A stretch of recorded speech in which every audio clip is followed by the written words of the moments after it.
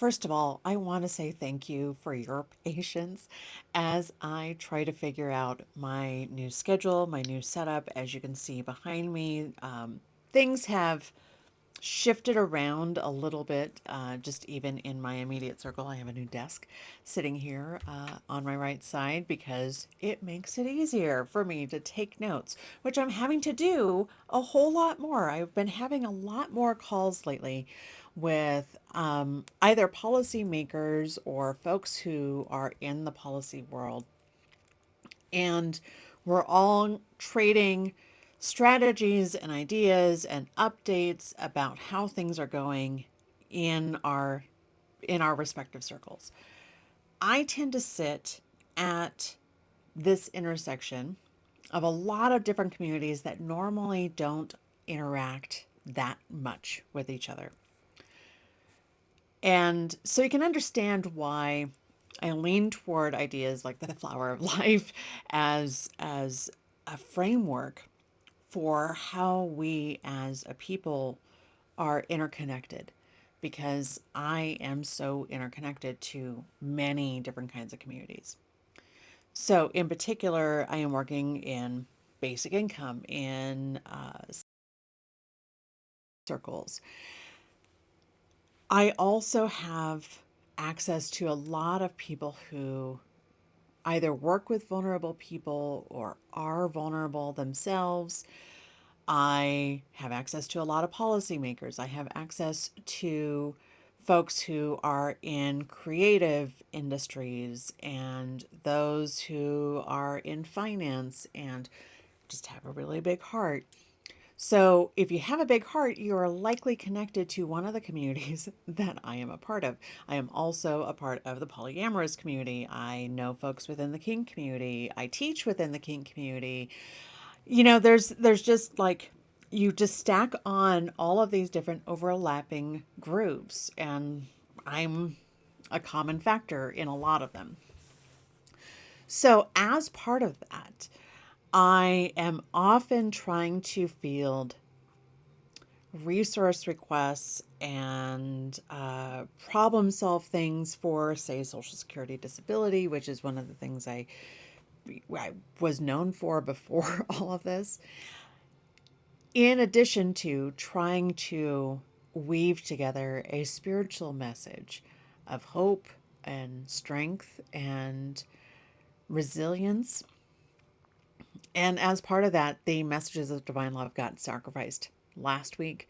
They will not get sacrificed this week, but I am giving you this video right now so that you understand why it's been taking a long time. In particular, as we are trying to problem solve for a lot of those different groups, there are a number of nonprofits, there are a number of agencies, there are a number of community access types of groups that are struggling deeply right now, whether they are struggling financially or they're having trouble staffing certain positions. They have wait lists a mile long. It is really disappointing to see how much of the fabric that was holding us together is being just ripped apart, seam by seam.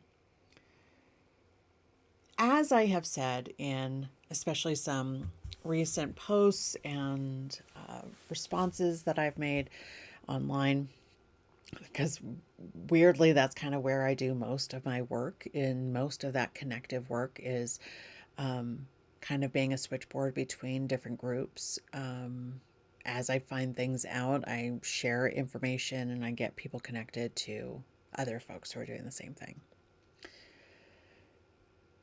In doing all of that, it has become really evident to me how strategic these rips and tears have been. As much as it seems like it is just pure incompetence, and sometimes it really is. Sometimes, like when it comes to Doge, it really is. But incompetence can only thrive with the cushioning of indifference. And that is what I think we are all trying to battle within ourselves right now is indifference. It is really easy to shut off. It is, and I have had to over the last couple of weeks, which is part of the reason why, again, we couldn't, I couldn't do the messages of divine love. But on top of that, last week when I pulled the messages, and I'm looking at them right now, um, you know, it didn't start off bad. It would have been, oh, well, it was the Seven of Swords reversed. Okay, that's not great. But considering where we were just last week, Seven of Swords reversed kind of makes some sense, right? And we had a couple of other cards that were a little bit questionable, but the biggest one that was an alarm bell for me was Mother Mary showing up with the Ten of Swords. That is not where I want us to be. And when she is trying to bridge us between the Nine of Cups reversed, and I'm just looking as I do this, and the Four of Wands reversed, um, that was a really big warning sign to me. And I feel like you all deserved to know that. I had trouble articulating it. On top of that, I was in the middle of kind of facing down some of my own personal demons. And again, I mentioned the procrastination that I've had sort of as a coping mechanism over the last year. Now, that procrastination, like not entering all my receipts and not, I have hundreds and, well, thousands of unread emails. So I have not been taking care of business because I have been busy shutting down other portions of things that were distracting from my business so that I could then finally focus again on my business. So here we are, me focusing again on my business. And last week, facing down taxes and some of my business finances, and really having a heart to heart with myself about why I avoid finances and money so much. And I think it's partly because I have been injured by the greed of people who, for whatever reason, love to abuse their authority in order to gain power. And I was talking with my husband about this today on the way to go pick up my car. How much of my life has been spent not only with these really big battles that I actually can't share with many people because they are so complex, or it's not my truly my story to tell, but I was part of it or it happened to me. But how those experiences have been bookended by abuse of authority every single time, or someone's supremacy dreams, fantasies, really. I mean, because no one's really superior when it comes down to it. And that is where I have been landing over the last few weeks, especially with Trump and especially with how obvious the abuse of power continues to be. And I made a video earlier today on TikTok about Pam Bondi. And it was much more in sort of the spiritual realm. I think that's kind of where I'm tending to go a little bit more on TikTok. Um, but it is always going to be those people who, trying to find the right word, it is always going to be those people who align with unearned power, who are going to fuck up their dreams more than anyone else can. They're always going to reach too much. Their arrogance is always going to make them miss an angle. And that's what I'm counting on. And that's the other work that I've been doing. In the background, I sit in the background and I do my messages of divine love for you all. But then I also do some Reiki healing subversion work in the background, in the ether, and underneath. Because my concept is that in pursuing this flower of life dream of mine, this seed of life dream, which there is no supremacy. There is no ending and no beginning. There's only these overlapping circles like the ones I'm a part of. I live this every single day. And it's funny because for the longest time, a lot of my intentions were, I want to bring my family into me and I want to call them home to me. All of these overlapping energies of intention and mutuality. And I'm living it right now. Over the last week, I have had some really amazing conversations with people who, frankly, like one of them, I have said I would follow him into battle no matter what. Like, I will be there by his side, holding a shield for him no matter what. And the conversations, the compliments that came through in that conversation have been keeping me going and gave me some courage to overcome some of these other frustrations and procrastinations and proclivities that have been holding me back. And part of what's been holding me back is my own history and my own trauma and my own insistence on staying away from things like this, where what I'm finding out from people is that what people want the most is the time and energy that I pour into lifting you up. And that's what the messages of divine love are meant to do. And last week's messages of divine love were not going to do that.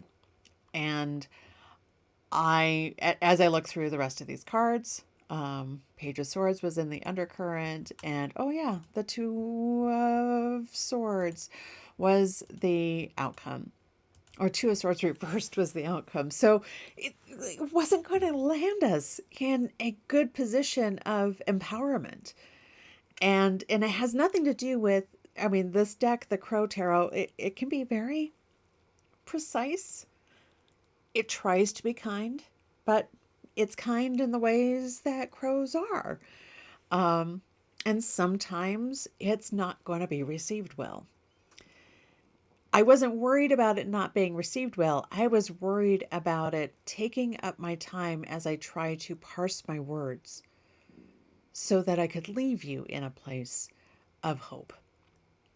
Because that Ten of Swords crossing over between the Nine of Cups reversed and the Four of Wands reversed. Yeah, we know this house is falling down. We know it's burning down. And we know that so many of our dreams and our ancestors' dreams are going up in smoke around it. And there's the Ten of Swords tells us that there's nothing we can do to stop it from happening. The most that we can do right now is hold each other safe, hold together a shield for one another. Find those people that you would follow into battle and hold up something for them. Tell them what they mean to you. We are past the point in our lives where we should be afraid to say the important things. And I smile because I can think of like two or three people I really should say some very important things to. And I will, because I ain't no coward. As my husband and I talked again this week, I am not afraid of hard conversations. I am just immune to brief ones. So there is, whenever I say important things, it's never going to be brief. I'm not meant to be consumed by folks who have a 2-minute attention span. I am always going to end up working best for folks who need to hear that reframe a couple of different ways, who need to hear my laughter delivered as part of we've got nothing else to do but laugh at this. The biggest thing that I want to be able to accomplish in my life is to help other people never feel alone in the battles that they are facing. I may not be able to slay your demons. I may not be able to even see them. But I am going to keep holding a torch for you to keep lighting yours off of if you need to. All I ask is that you do that for someone else too. So today, do all of us a favor and tell someone the important thing. Just one person. Just one person. Tell them the important thing. You never know how much they might need to hear that today, or how much maybe it goes in one ear and goes out the other tomorrow, but then a week from now, they see something that reminds them of it and they finally receive it. Today, you are planting seeds that are meant to grow into something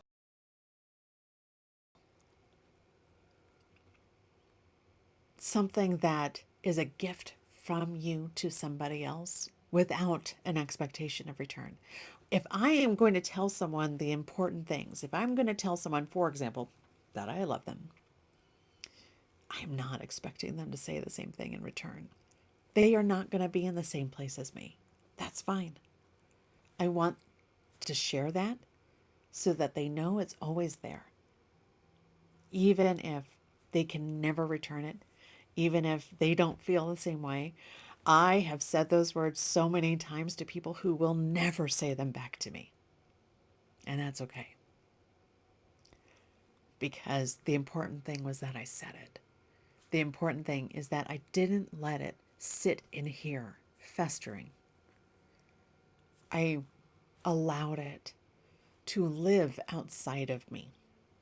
And that's really what we are here to do with the messages of divine love, is to find the courage, the strength, the fire, the beauty, the truth, all of these things inside of us, and to give it the freedom of expression, to give it the nurturance of authenticity, and to support it because to support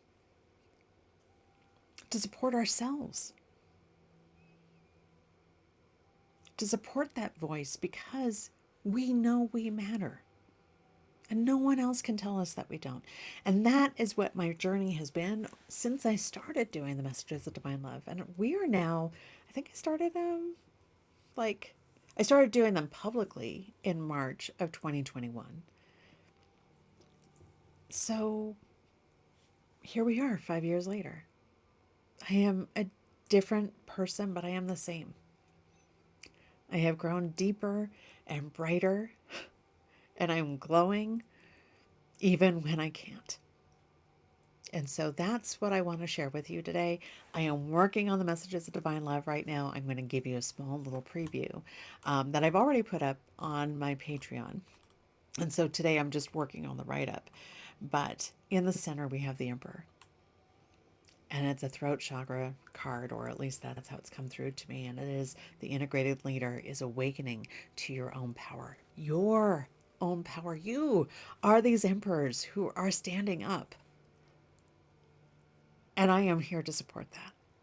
So thank you so much for being a subscriber here. Thank you so much for being here, whether you are paid or free, it doesn't matter. All I want is to be able to give this information to you, to give you my heart, and for it to add a little bit of fire, a little bit of spark, a little bit of soothing to your day and your week. So look forward to the messages of divine love. They'll be coming up very, very soon. Thank you so much.